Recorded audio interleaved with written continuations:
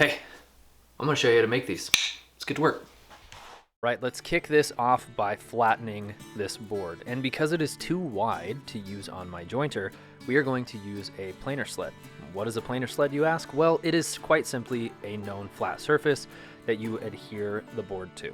Shim any spots that aren't making contact so that they don't get pressed down by the planer's feed rollers, and you're good to go. I use some playing cards and a scrap piece of wood here, and now that board is flat. It's going to become flat because we are referencing the flat surface of the board that I adhered it to. Now, take it off, run it through a few more times, and we have a flat board. This is where it gets cool. Now that our board is flat, we can actually mark out and see how many coasters we're going to get out of this. And you see those crosshairs there? Yeah, that's nice because later on, those will come in handy helping us get everything centered perfectly. So the more accurate you are marking those crosshairs now, the more accurately centered your pieces will be later.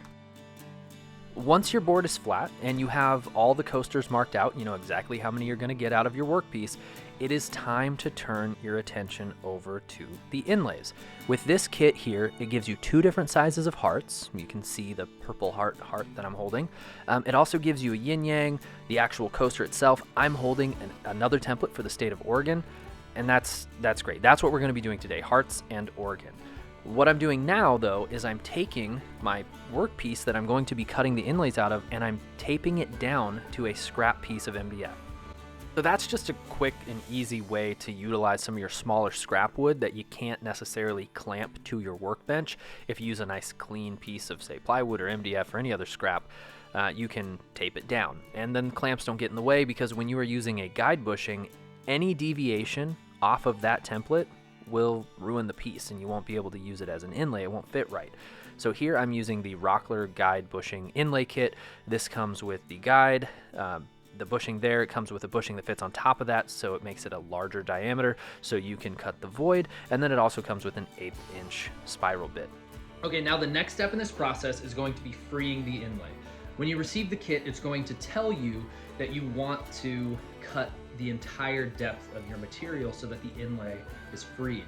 However, if you're working with a bit like the one from Rockler that only cuts a specific depth, it won't go all the way through the material, and you're using material that is thicker than what that depth is, you're left with the inlay being, the inlay still being a part of the base material that you were cutting it out of.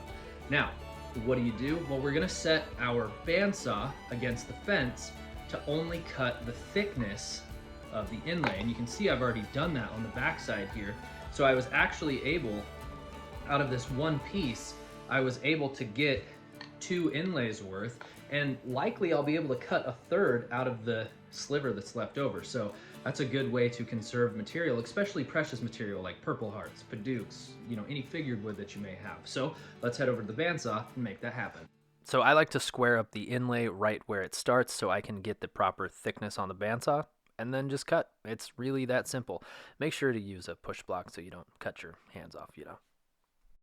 And through the magic of YouTube, we now have 4 inlays where you only saw me cut 2. Anyway, let's make those crosshair lines go all the way across. And the reason for this is centering. We want to center the template within the coaster so that everything lines up right. So as you can see, it's a bad angle, but I have lined up the crosshairs with the crosshairs on this workpiece, and that should give us a perfectly centered inlay. The next step in this process is to set your router depth to the same depth as your inlay. And there are easier ways to do this, but I was trying to do it on camera so that you could see how I'm doing it, but you could also just flip the router over and set it on top of the workpiece, and you go until the bit touches the table. That would have been a lot easier, but YouTube. So here we are, routing out the voids. Like that sweet little camera angle change. It's almost like I know what I'm doing. The goal here is to create a perfect fit. So once the pocket is routed out, we're gonna take the inlay and just lightly sand. It's very unlikely that straight off the router it's going to fit right. But we don't wanna remove too much material here because we'll have gaps. So lightly sand, check the fit. That one fits well. So I'm gonna pull that back out, add some glue, and then tap it in with a mallet. not hard. We're not trying to break anything. We don't want to break the receiving material, and we don't want to break the inlay.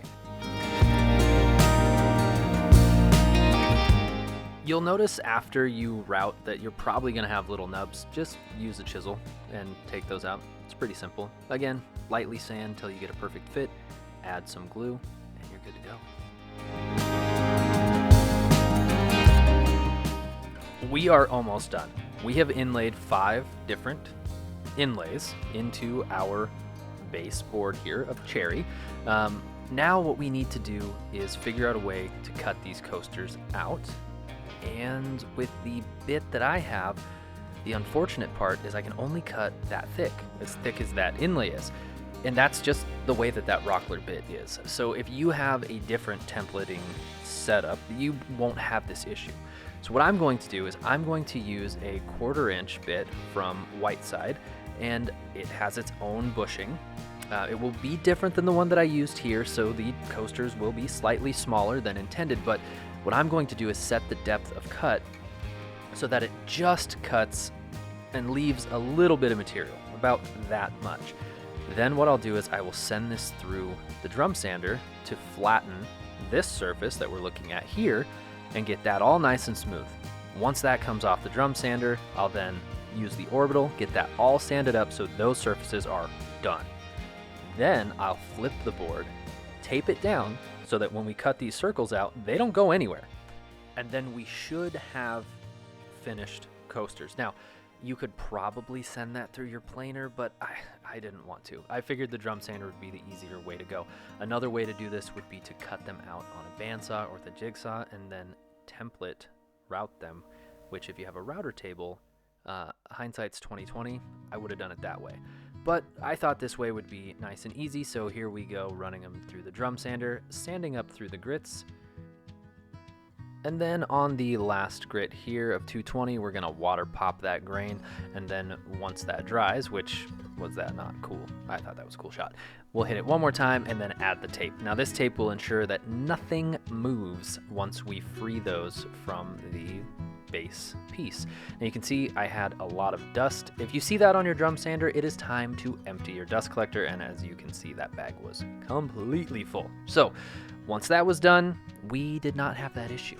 I mean, there's a little bit of residual dust from the drum, but all done. And look, it worked. I mean, I knew that it was going to work, but it's great when a plan comes together. And look at this shot. This was so satisfying to peel these off, and just like intended, they stayed perfectly in place. Now just add your finish of choice. I'm using Walrus Oil's cutting board oil. It's my go-to for small items like coasters, flight trays, and cutting boards. Okay, so we are done. I've got the oil on the coasters. Of course, you can put something on the back if you'd like, such as felt or maybe say cork, whatever works for you, but I think these turned out great. We've got organ and we've got a little heart. And I mean, if you look here, you've got all sorts of options. You could do an inlaid heart inside of itself. It's got a yin-yang pattern. It's got a little spot that you can make a coin. I mean, all sorts of stuff. They've got Idaho. I've got Oregon. I've even got a cupcake somewhere. But yeah, so check out easyinlays.com if you are interested in picking up some of these awesome kits. They do Christmas ornaments. I mean, all sorts of stuff. You gotta check them out.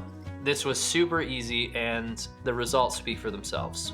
Hey, I wanna thank you guys for watching along today. I've got a messy shop to clean up. That's gonna take a while, but you know what doesn't take a long time? Hitting that like button and that subscribe button. If you have any constructive criticism or anything at all, let me know, because YouTube is a new platform for me. If you know me from TikTok, and I don't really do long form content, but that's changing. That's why we're here. I've got a table saw coming in later this week or next week that I've got to review, and I've got other really cool things coming up down the line, and YouTube is where all that's gonna happen. So thank you so much for watching along, and I'll see you guys next time.